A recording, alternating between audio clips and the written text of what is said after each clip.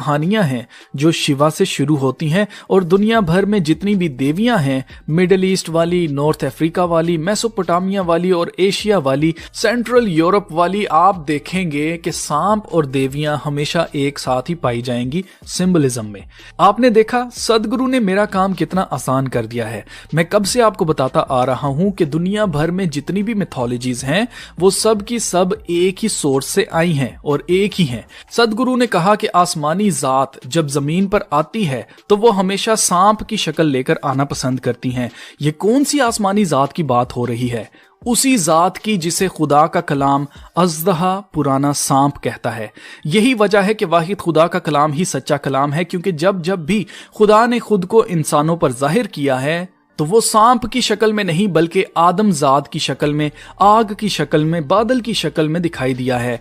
आपको एक बार भी खुदा के कलाम में खुदा या खुदा के फरिश्ते सांप की शक्ल में दिखाई दिए हों ऐसा पढ़ने को नहीं मिलेगा, क्योंकि ये सांप वही हैं जिन्हें आसमान से फेंक दिया गया था। ये वही हैं जो खुद को खुदा बनाना चाहते थे। ये वही गिराए हुए फरिश्ते हैं जो सांप की शक्ल में पहले बागे अदन में अम्मा हवा को दिखाई दिए थे। ये वही सांप हैं जिनके बारे में खुदा ने फरमाया था, मैं तेरी और औरत की नस्ल में अदावत डालूंगा, यानी तेरी नस्ल और औरत की नस्ल में दुश्मनी होगी। वो तेरे सर को कुचलेगा और तू उसकी एड़ी पर काटेगा। अगर आपने नोट किया हो तो नस्ल तो आदमी के नाम से चलती है, ना कि औरत के नाम से। तो यहाँ खुदाए कदूस किसके बारे में बात कर रहे हैं? तो यहाँ यीशु मसीह की बात हो रही है। इस दुनिया में वाहिद यीशु मसीह के अलावा कोई भी इंसान बाप के बगैर पैदा नहीं हुआ। यीशु मसीह कुंवारी मरियम से पैदा हुए। खुदा ने औरत से यीशु मसीह को पैदा किया, इसलिए यीशु मसीह औरत की नस्ल में से हैं। और अब जितने भी यीशु मसीह पर ईमान रखते हैं वो सब नूर के फर्जंद हैं। नूर सिर्फ खुदा की जात है और यीशु मसीह ने कहा कि दुनिया का हकीकी नूर मैं हूं। नूर के फर्जंद का मतलब है रोशनी के बेटे। इनके लिए कलाम में लिखा है सन्स ऑफ लाइट। यीशु मसीह ने सांप यानी इब्लीस के सर को कुचला है और यही वजह है कि जो कोई भी यीशु मसीह पर ईमान रखता है वो ऑटोमेटिकली सांप यानी इन गिराए हुए फरिश्तों का दुश्मन है। आप में से किसी ने कहा था कि भाई तू तो हाथ धोकर ही इनके पीछे पड़ गया। तो उसकी वजह यही है कि मैं नूर का फर्जंद हूं और मेरी जंग इन सांपों से है। अब जहां बात बागे अदन की आई है तो सदगुरु का इसके बारे में भी कुछ कहना है। सदगुरु ने कहा snakes agents of the devil और द डिवाइन। ईशा फाउंडेशन जो कि सदगुरु की फाउंडेशन है, इसकी वेबसाइट पर इस आर्टिकल में सदगुरु ने कहा हुआ है कि even if you look at Christianity they are talking about how a snake wrongly tempted Eve to eat the apple and a lot of trouble happened because of that. It depends from which end you look at it. The snake tempted Eve to eat the fruit of knowledge, which you are desperately trying to do with your children. That is why you send them to school. That is what the snake did. And it is because of this that life happened. It is only because the snake induced Eve into eating the fruit of knowledge. Life happened on this planet, according to the story. What is wrong with that? The snake put some sense into this dumb couple who did not know what to do with each other. They did not know anything about anything, according to the story. You and I are here today only because the snake put some sense into them. Only if you are anti-life, you think the snake is an agent of the devil. If you are of life, the snake is definitely an agent of the divine. Someone who induced life on this planet, would you call him an agent of the devil or divine? Anybody with a little sense, with some zest for life, would naturally say it must be divine. Only somebody who is making the very life process into an evil process would make a snake into an agent of the devil. सदगुरु ने कहा कि सांप ने उन बेवकूफों के दिमाग में सेंस डाली थी कि अपने जिस्मों के साथ क्या करना है। इसीलिए आज दुनिया में जिंदगी है। अगर आप नोट करें तो खुदा ने आदम को मना किया था कि बाग के दरमियान में जो दरख्त है उसका फल ना खाना। जिस दिन तूने उसमें से खाया तू मरा। मतलब वो फल खुदा से यानी जिंदगी से इंसान को जुदा कर देगा।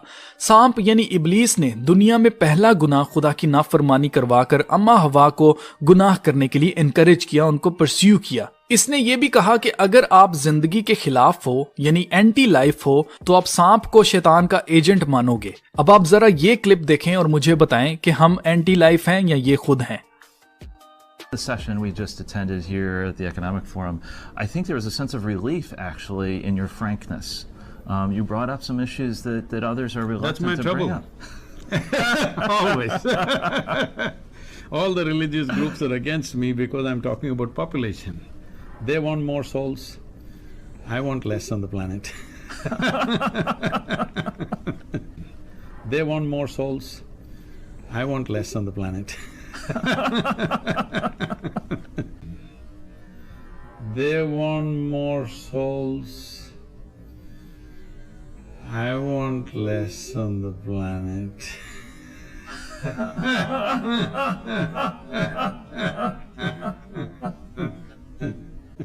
देखा, ये दुनिया की आबादी को कम करना चाहते हैं और ये खुद को प्रो लाइफ कहते हैं।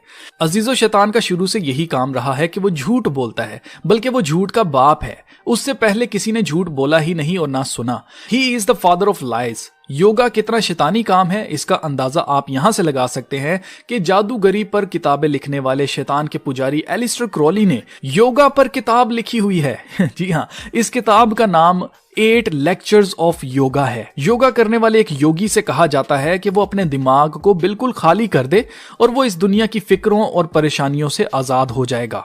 आपने सुना ही होगा, खाली दिमाग शैतान का घर होता है। तो ये ऐसे ही नहीं कहा गया, इसके पीछे एक इंग्लिश ईडियम है, empty mind is the devils workshop. ये ईडियम एक मसीही खादिम, हिस्टोरियन, थियोलॉजियन सेंट जिरोम ने 1971 में कहा था। ये बात खुदा के कलाम से मैच करती है, क्योंकि खुदा ने इसराइल को हुक्म दिया था कि शरीयत की ये किताब तेरे मुंह से हरगिज ना हटे, दिन रात तुझे इसी का ध्यान हो, क्योंकि खुदा चाहता था कि दिन रात उनके जहन में खुदा का कलाम रहे और उनके जहन कभी खाली ही ना हो। लेकिन योगा करने वाले ना सिर्फ अपने जहन को खाली करते हैं, बल्कि एक काम और भी करते हैं जहां तक हर कोई पहुंच नहीं पाता। वो है अपनी रूह को अपने जिस्म से अलग करना और रूह के जरिए ट्रैवल करना। इसे मॉडर्न जुबान में एस्ट्रल ट्रैवल कहते हैं। इसके बारे में सदगुरु ने क्या कहा, आप जरा ये क्लिप देखें।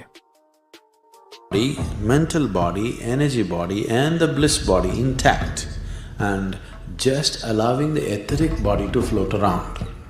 That means you can conduct your activity here because your physical body, mental body, energy body is intact. But just allowing the etheric body to go, that's a certain kind of mastery. ये practice शैतान के पुजारी जादूगरी के जरिए करते हैं। काला जादू करने वाला, शैतान को अपना बाप कहने वाला कन्वर्टेड पास्टर जॉन रेमिरेस, इन्होंने अपनी टेस्टमनी में बताया हुआ है कि कैसे वो अपने जिस्म से अपनी रूह को अलग करके, इसके बारे में उन्होंने क्या कहा है, आप जरा ये क्लिप देखें। खाली थी और ज्यादातर अपार्टमेंट यहाँ के खाली ही थे और मैं और मेरा परिवार ही सिर्फ यहाँ रहते थे।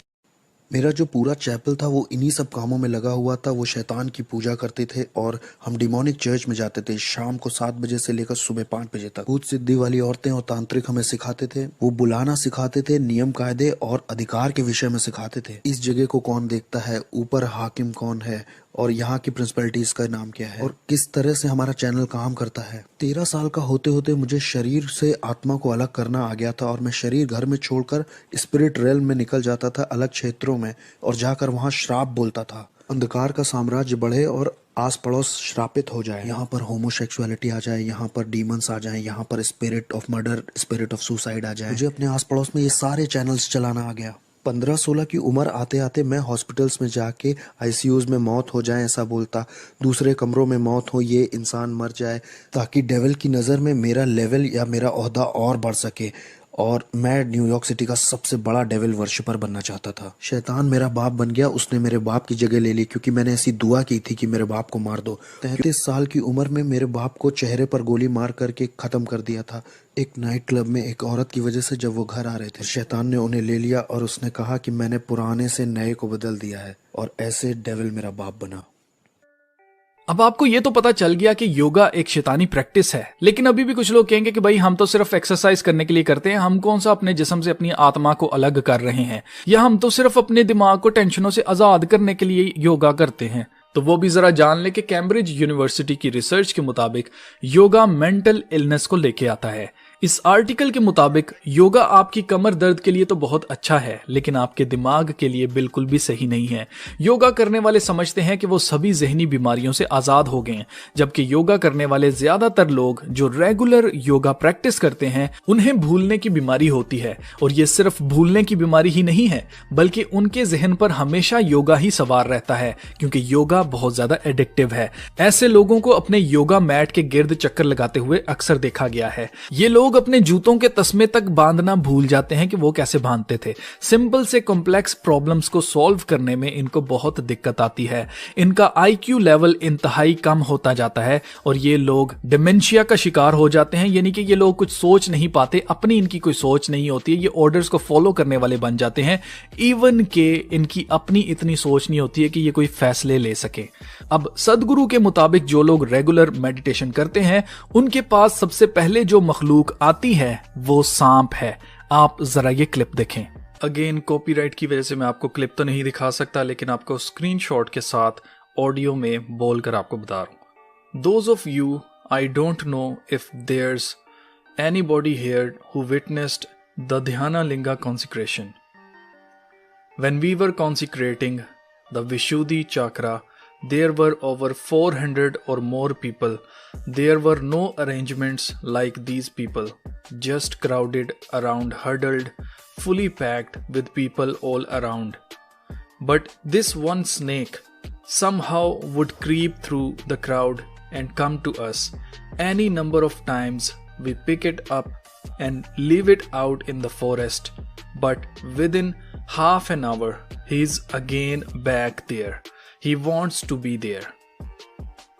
He doesn't want to miss the consecration, because if one becomes very meditative, the first creature which is drawn towards meditativeness is snake. There is the reason why you always see sages and seers. If there are images, snakes are around, anthills have grown around them. This is just to indicate that to honor this creature because it has such a sense of perception. आपने देखा ये शख्स लोगों को सांप की इज्जत करने के लिए कह रहा है। याद रहे, यहां असली सांप नहीं बल्कि इब्लीस की बात हो रही है।